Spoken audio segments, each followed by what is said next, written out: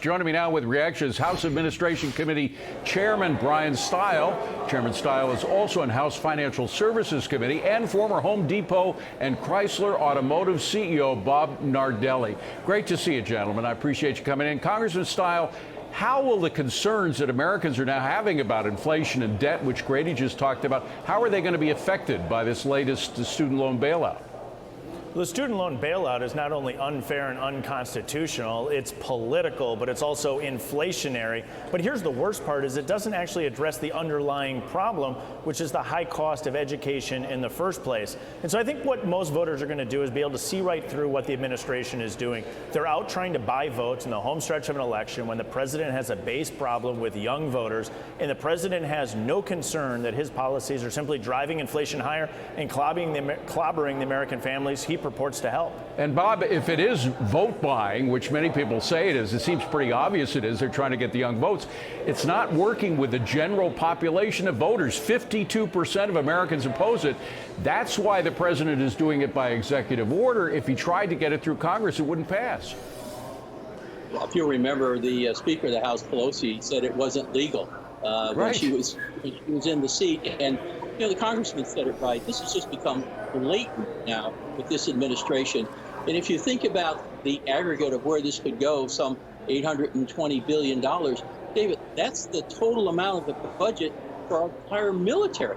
So we're putting loan forgiveness ahead of national security. Again, it's just a blatant move by this administration that we continue to see for the last 3.5 years. And Congressman, not only did Nancy Pelosi say it was illegal, more importantly, the Supreme Court said that this kind of spending, and by the way, the Committee for a Responsible Budget says it could be up to $1.4 trillion, all of the student loan bailouts, primarily those of the Biden administration. But it is, according to the Supreme Court, an illegal act by the president. Why are we allowing President Biden to break the law?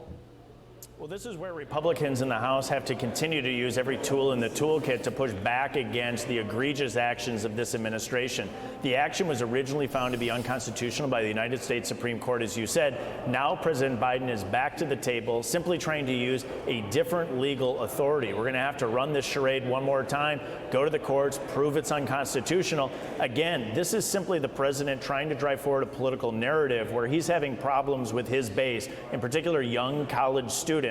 And he's looking for any opportunity to change the narrative from the disastrous economic policies he's pushed forward, the broken border, or his failed foreign policies where he refuses to lead from strength. And you know, Bob, colleges love this. Universities love this because they don't have to worry about getting stiffed by people who aren't paying their tuition, and they keep raising their tuition. So the folks who are trying to do things honestly, pay back their debts, have to pay much more than the rate of inflation. So colleges, and by the way, there's also the question of return on investment with these colleges when you look at what happened with these riots over the past couple of months.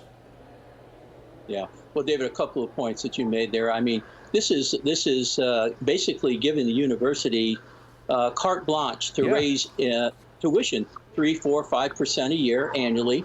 And I'm not sure they're delivering any higher education, maybe a more indoctrination, as you just referenced with some of the riots that we've seen at the university. So, again, you want to talk about another yet singular inflationary act by the missteps and the debacles of this administration. This has got to rank way high on the list of those issues, David. Congressman, I do want to ask you about something slightly off subject here. It's called the FIT 21, the Financial Innovation and Technology. I don't know if you call it a bill yet or a proposal. What is it, and what do you feel about it? We have a bill coming on the House floor later today to address what's playing out in our crypto landscape across the United States.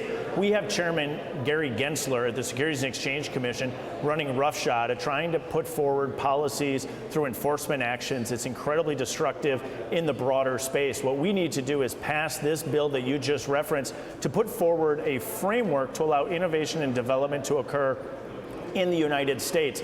The big concern as it relates to crypto is this development is going to occur offshore if we don't put forward a framework for that to occur here in the United States. Bob, I want to ask you about this because we all remember the FTX disaster that happened with Sam Bankman-Fried.